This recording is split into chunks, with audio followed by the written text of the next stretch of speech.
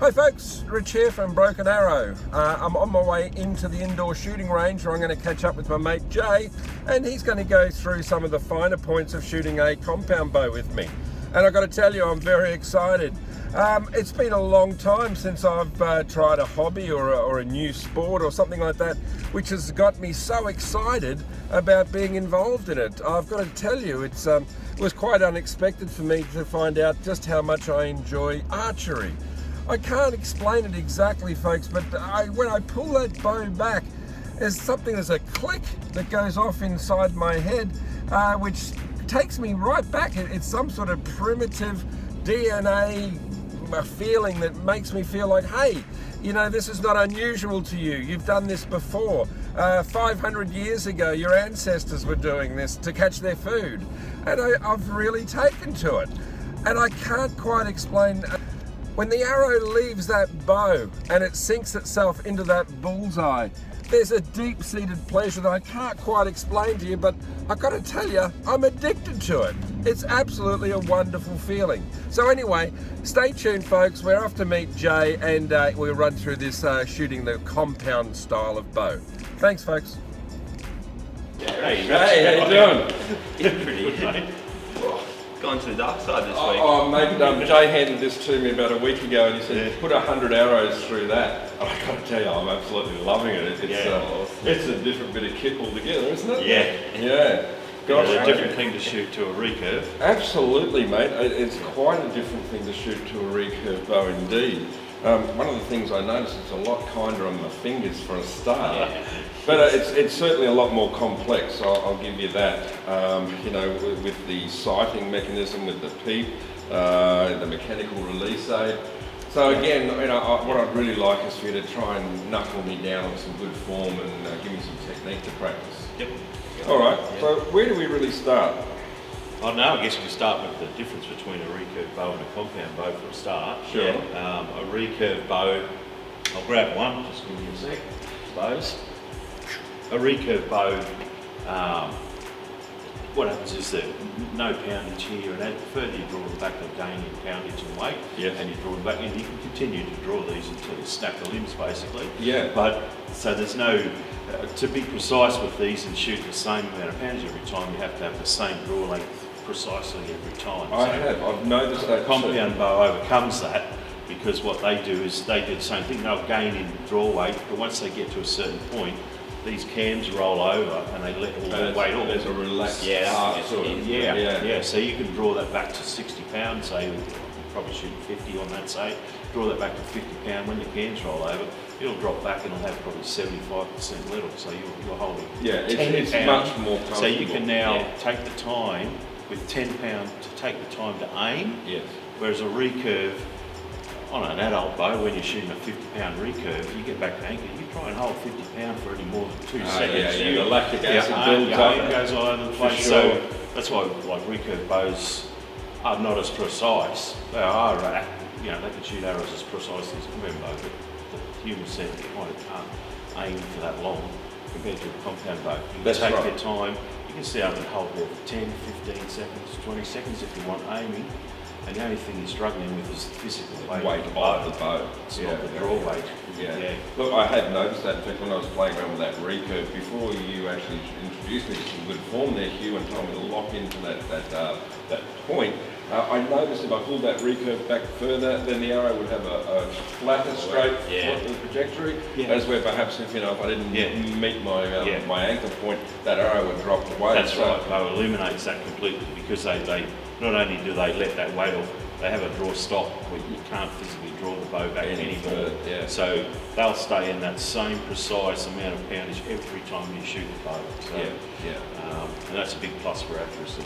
Definitely. Okay, so tell me what things should I be doing the same? So basically, your stance, all that remains the same. You're still using the same muscle groups. The idea of pulling to a fixed spot on your face is the same, except for that spot's moved further back. So typically with the recurve, where you're pulling, get your index finger to the corner of the mouth. I find with the compound, I pull back so that these two knuckles go behind your ear, along your jawbone. That's your new reference point each time. So those kind of things are the same, but then you've got the differences, and there's a lot more of those. So With the compounds, typically you'll have sights on them, side at the front and then the rear sight in the string. Sure. You didn't have that on the recurve. No. So yeah, when you pull that sight all the way back with your right eye for a right-handed shooter, you want to look through that there, to a peak sight, line it up with the front rings, then you should put your top pin in the centre of the target. Yep. It'll lock, the arrow should go there. Basically just like a rifle with a rear sight and a front sight, line them up to the target. It did feel a lot more like shooting a rifle, that is true. All right, so guys, can I just ask you, this release aid, I'm just not sure if that's fitting in my hand, like where that should sit. Do you mind if I just, on the inside of that wrist? Yep. And then I was sort of tightening it up so it sort of felt comfortable there. Yeah. So where's that trigger go? So you wanted to have, where you've got it triggered at the moment, you don't want that trigger too far forwards because then I find a lot of people are reaching to hit the trigger. Yes. And that's a bit of a struggle. So just kind of up to the base of your fingers for the drawers, that's a pretty comfortable spot there. Yeah. And one of the tips you gave me there, Joe, was when we draw back to make sure that all your fingers behind that trigger. are behind that trigger. And I guess that's just a great safety tip as well, to have all hands fingers behind that trigger and let it clicked on. Okay, all right, so as before, stance exactly the same. So shoulder width apart, square to target. Yep. Alrighty, and the release aid's on, that feels like it's nice and secure. So just feed an arrow through the whisker biscuit. Yep. And then you'll notice on your compounds, you've got a different knocking point. You don't have that brass bead. Yes. You've got the D loop. Yep. This kind of looks like a D. Yep. So clip the arrow in between the two knots. In between the two. And does it matter using this whisker biscuit which way the fletchings go? With a whisker biscuit, it's not too important. Okay, got it. Alrighty, okay, so that feels like it's knocked in there well. Yep. Fingers behind the trigger, and just clip him onto the D loop. Yep, so just make sure the trigger's always facing away from your face. You don't want any face contact to set that up. Oh, with the trigger itself. That makes a lot of sense. Before you draw that, I'll get behind the line, because we don't want to have Great in front of anyone who's got a drawn bow. And just as before, I'm going to put the arrow up to target and draw from there. Yep, so you're going to get the same anchor, look through the peak, Looking through and that you've peak. got 5 pin sight there. Yep. We're shooting 18 metres, so you want to shoot the top pin. Be set up roughly close to this distance. Okay, and then this finger I've just brought forward onto the trigger. Yep. Now it's more of a pull or a squeeze? Slow squeeze, just squeeze the shoulder blade together, and that should set off the release. Yep. That felt That's terribly nine, satisfying. nine. That was really nice. Yeah, great. All right. Okay. I'll do another one if you don't mind. Yeah. Okay, good. So that's the thing, you can take time to aim with this. You're not holding that draw weight at full draw. Yeah. So you can physically take the time to aim. So as I draw that, I can feel it. That's really still quite heavy at that stage. Still at that stage, Yes. and then there's that let off right there, and that's quite comfortable, isn't it? Yeah, You can yeah. really hold that for some time. Yeah. All right. What about breathing, lads? It's any tips on the breathing? I tend to take a good breath and then exhale before I draw, and then slowly inhale as I'm drawing, and breathe out and just kind of, there you go. That's an 8. Nice. Yeah. Great. All right, lads. Well, that's been a treat. I'm really enjoying shooting that compound bow. In fact, I think that's probably where I'm going to head rather than the recurve, even though that recurve has been a great training ground. Yeah. And I'd just like to say thank you to you two guys as well. It's been terribly inspiring and helping me along the way.